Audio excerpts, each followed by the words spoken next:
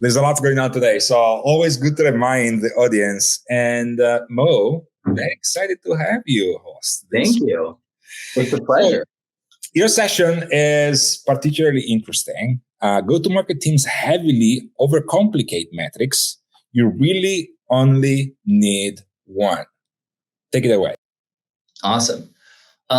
So really looking forward to the discussion and the questions. So it's a pretty short deck actually, but I'm also lying. There's actually two metrics, but it's fine. I think it's the spirit of one metric.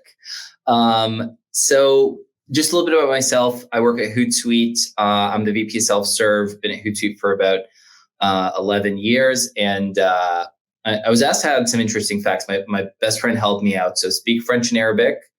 My favorite show isn't actually Emily in Paris. He wrote this, but it is a show I'm watching right now. And I do appreciate a good pair of corduroy pants. So all accurate facts.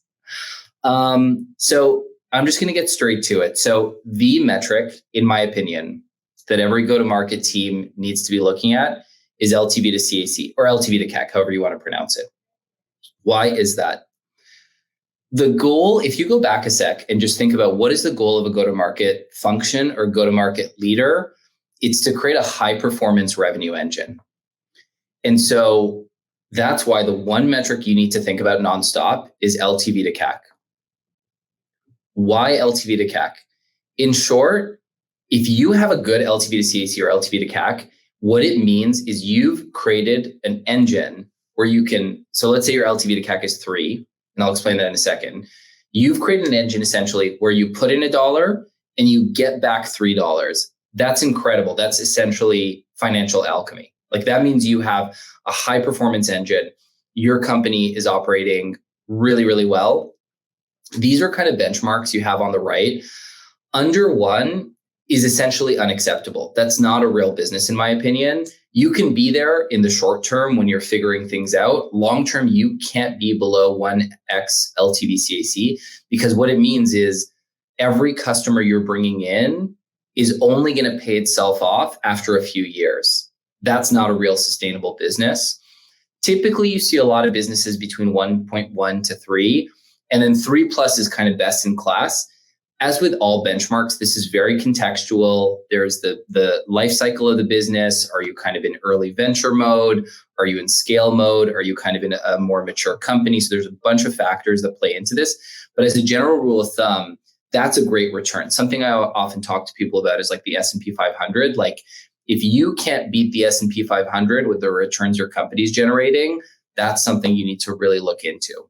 Here's where I kind of lied. So it's not one metric, it's two metrics. I'm a big fan of pairing metrics. This is something that a lot of people, including Keith Rabois, who's ex-PayPal and a venture capitalist, he talks about a lot.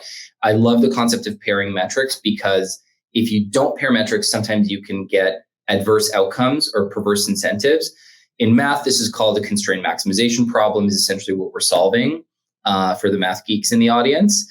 But basically, you want to pair your LTV CAC with the rule of 40. And I'll explain what the rule of 40 is for a second, but I'll tell you why it's so important to pair your metrics.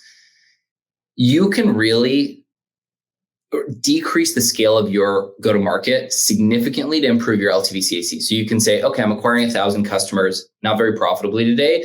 What if I just acquired 1 customer next year, but an LTV CAC? Again, you don't really have a business there. It needs to be done at a certain scale and a certain growth. A lot of the people I assume in the audience are going to be venture backed. They're companies that are trying to scale and they're companies that are trying to grow. So that's where the rule of 40 comes in. This is kind of a classic venture capital metric that a lot of companies are judged on. A lot of SaaS companies are judged on. Rule of 40 is super dumb, super simple. It's basically your growth rate plus your profitability. And the idea there is you can trade those off at different stages of your company. So I'll give you a few examples of what Rule of 40 looks like, because then it makes more sense. Let's say you're growing at 100% a year, but your profitability is negative 60. You would still be Rule of 40 because it's 100 minus 60. So you're investing a ton in your business to grow in order to get scale. And so in the short term, that's okay. You are burning a lot of cash. That's totally fine because the lifetime value is you only get the lifetime value of a customer over 3, 4, 5 years. So when you bring in a new customer, you're effectively losing money. You're going to be profitable on that customer down the line. And so that's where the rule of 40 can come in. On the flip side, a more mature business may be growing at 10%, but they have a 30% profitability in their operations. They would also hit the rule of 40 because they're very profitable. They're growing less fast than the first example, but they are profitable.